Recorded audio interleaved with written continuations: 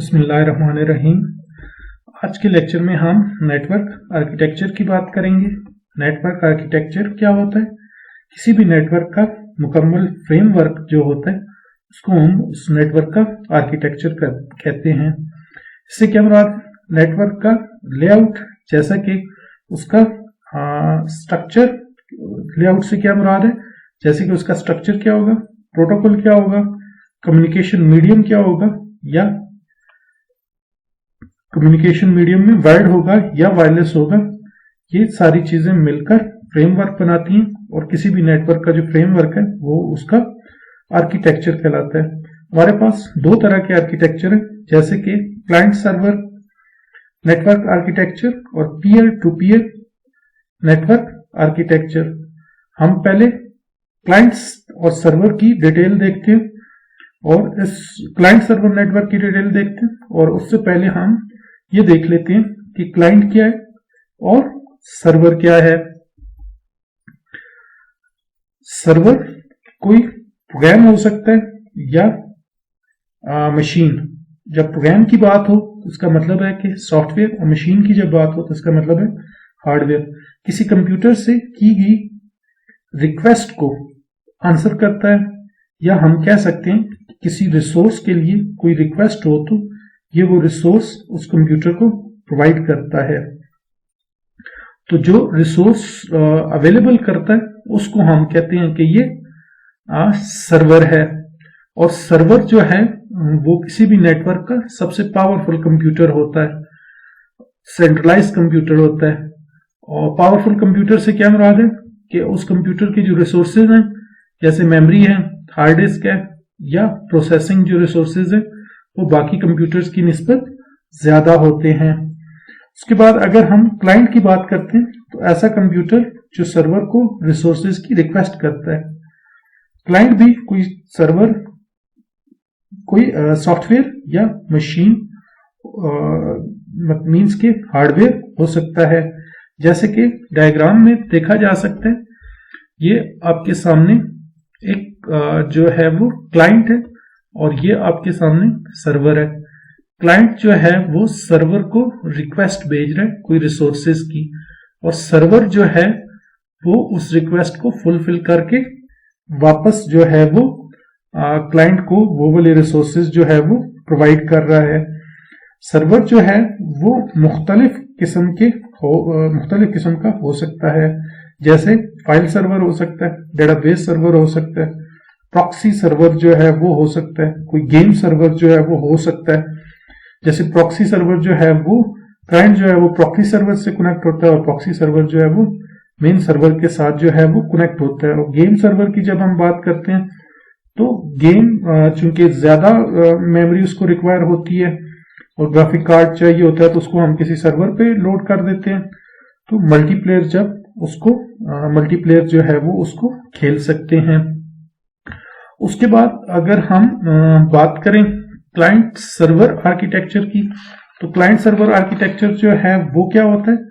जब से हमने अभी बात की क्लाइंट और सर्वर की, क्लाइंट रिसोर्सेज की रिक्वेस्ट करता है और सर्वर जो है उस रिक्वेस्ट को फुलफिल करता है।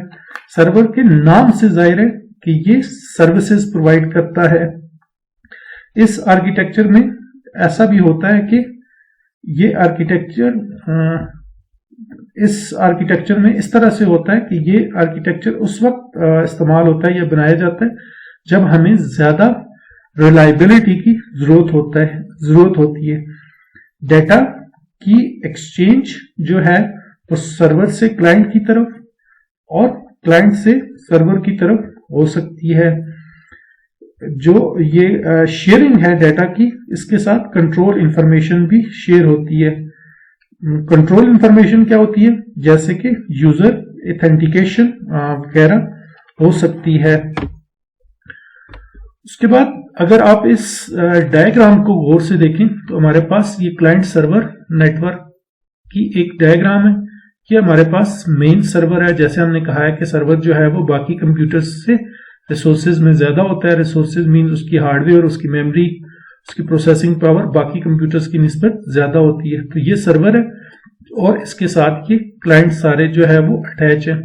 तो जिस क्लाइंट को जो रिसोर्स चाहिए होता है वो चूंकि सारे रिसोर्सेज इसके पास होते हैं तो वो उसको रिक्वेस्ट करता है और सर्वर जो है उस रिक्वेस्ट को फुलफिल करता है।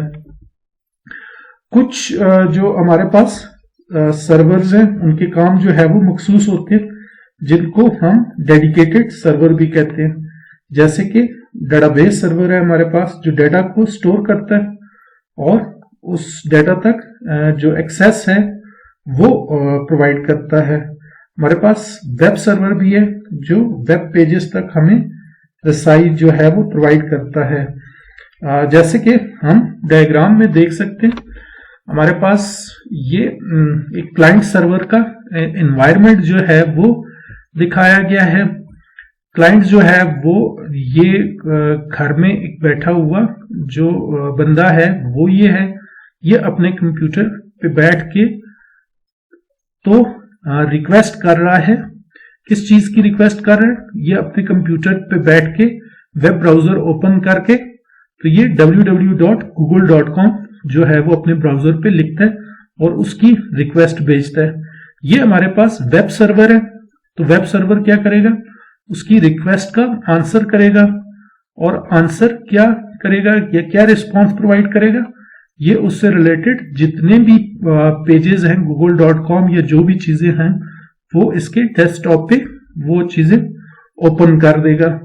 तो ये हमारे पास क्लाइंट सर्वर जो नेटवर्क है उसकी भी एग्जांपल है और हमारे पास जो वेब सर्वर हमने कहा है कि डेडिकेटेड सर्वर है उसकी जो हमने बात की है तो उसकी भी एग्जांपल है ये। उसके बाद हम अगर एडवांटेजेस ऑफ क्लाइंट सर्वर की बात करते हैं तो एडवांटेजेस क्लाइंट सर्वर नेटवर्क हमें क्या प्रोवाइड करता है कि रिसोर्सेज जो हैं वो सेंट्रलाइज्ड होते हैं। जितना भी डाटा होता है वो एक ही सर्वर में होता है। डाटा जो है वो उसका जो सेंट्रलाइज होता है और डाटा का जो कंट्रोल है वो एक ही जो कंप्यूटर है उसके पास होता है और डाटा के लिए जो क्लाइंट्स हैं उनको बाकी जगहों पे जाने की जरूरत जो है वो नहीं पड़ती और जो भी यूजर्स हैं जो क्लाइंट्स हैं वो एक ही जगह से उनको डाटा अवेलेबल हो जाता है। दूसरा एडवांटेज जो है ये सिक्योरिटी जो है वो इम्प्रूव करता है। तमाम कंट्रोल जो है वो एक सर्वर के पास होता है।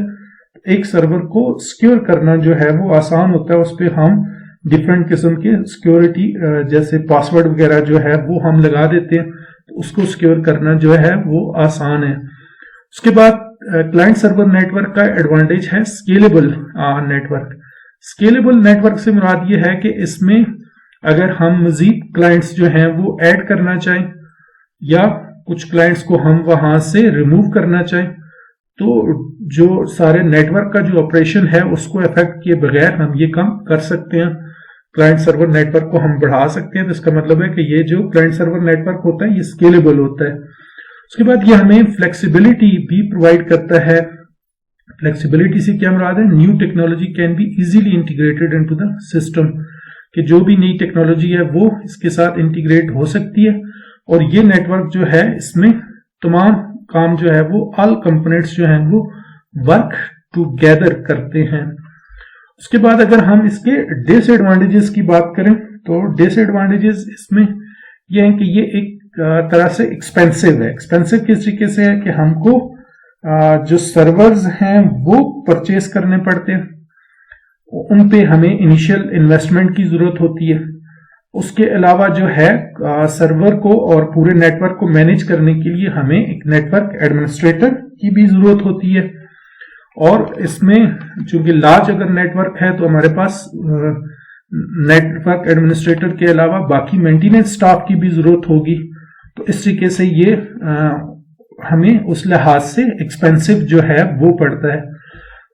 उसके अलावा इसका एक जो ड्रॉबैक है वो ये भी हो सकता है कि जब सर्वर जो है वो डाउन हो जाए तो तमाम नेटवर्क जो है वो डाउन हो जाता है, सीज हो जाता है, तो इसकी डिपेंडेंस है सर्वर की बहुत ज्यादा, तो ये इसका एक ड्रॉबैक जो है वो हो सकता है। उसके अलावा one server always control users login, other servers can specialize in providing containing types of resources तो ये हम डिफरेंट सर्वर्स की खैर हम बात कर चुके हैं, लेकिन डिपेंडेंस जो है वो काफी बड़ा ड्रॉबैक हो सकता है, क्योंकि एक सर्वर के डाउन होने से पूरा नेटवर्क ही डाउन हो जाता है। उसके बाद पीयर टू पीयर नेटवर्क है।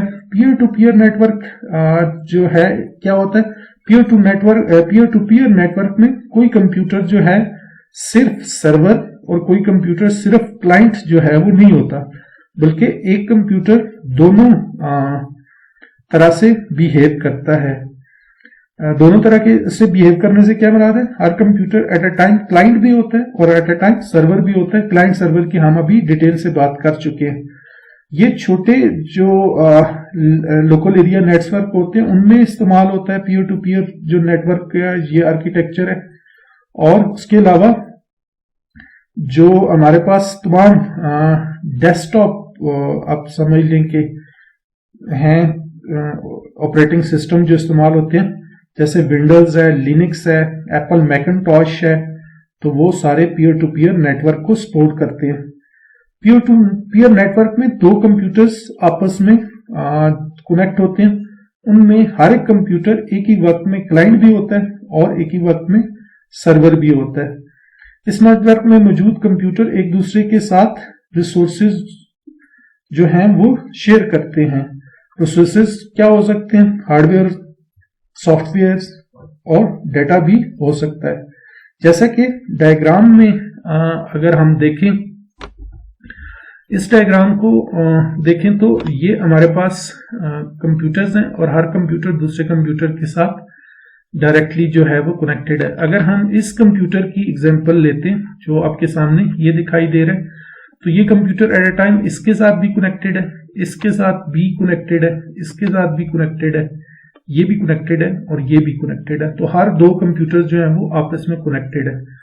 तो ये जो कंप्यूटर है जब इसके साथ कनेक्टेड है, तो ये कंप्यूटर अगर इसको कोई जो है वो रिसोर्स चाहिए तो वो किसी भी कंप्यूटर से उसकी रिक्वेस्ट जो है वो कर सकता है।